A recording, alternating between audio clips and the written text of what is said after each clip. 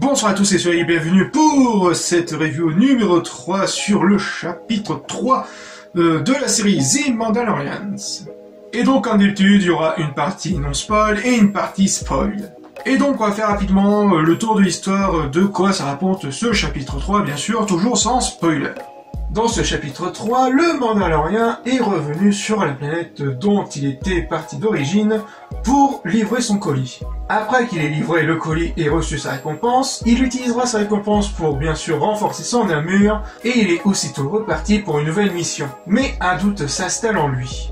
Et je dois dire que ce chapitre 3 envoie vraiment du steak, voire même qu'il est quasiment énorme. Énorme car l'histoire principale qui s'annonce est très prometteur. Et ainsi, on retrouve cette ambiance beaucoup plus noire et qui est du même niveau que celui de Rogue One. Ajoutez à ça des scènes d'action bien soignées et avec la réal et les effets spéciaux et surtout la musique qui se marie parfaitement.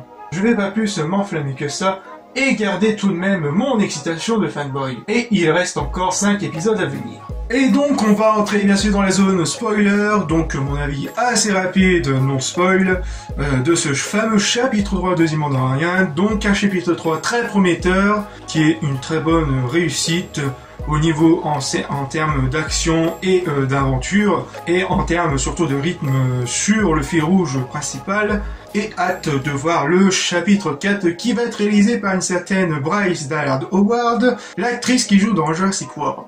Bref, maintenant on va entrer dans la zone spoiler. Au-delà des classiques notions d'espace où l'homme projette ses pas, il est une dimension où peuvent se glisser par les innombrables portes du temps. Alors, par où commencer Je vais commencer bien sûr par les moments retour kawaii entre Mando et le bébé Yoda qui renforce le lien entre les deux. Enfin, même c'est le moment de je t'aime bien mais moi non plus. Oh. It's not a toy.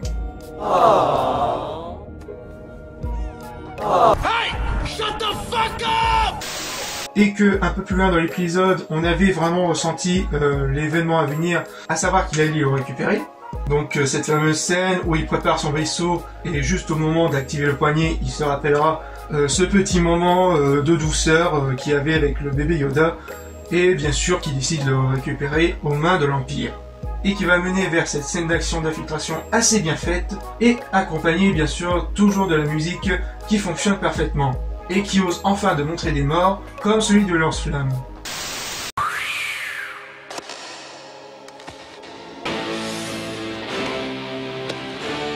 Maintenant ça va chier. Rise, mother...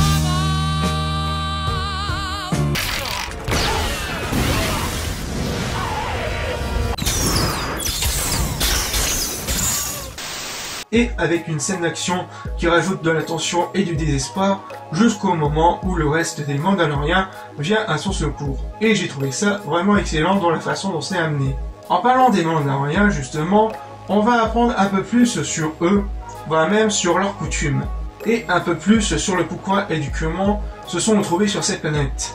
Et pour finir, la scène qui m'a le plus marqué, c'est quand après que Mando ait reçu sa récompense pour améliorer son armure, et lorsqu'il rencontre la forgeronne pour la fabriquer, à chaque coup de marteau, ça le refait revenir son passé, avec l'invasion des droïdes sur sa planète natale, et à ce moment bien précis où le droïde le trouve et qui pointe son arme sur lui, je sens bien l'arrivée d'un Mandalorien ou de ce qui ressemble à peu près, qui va lui sauver la vie et qui va finalement être adopté.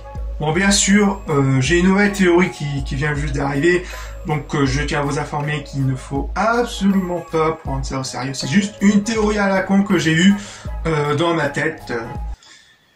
Ouais, parfois j'ai vraiment des idées de merde.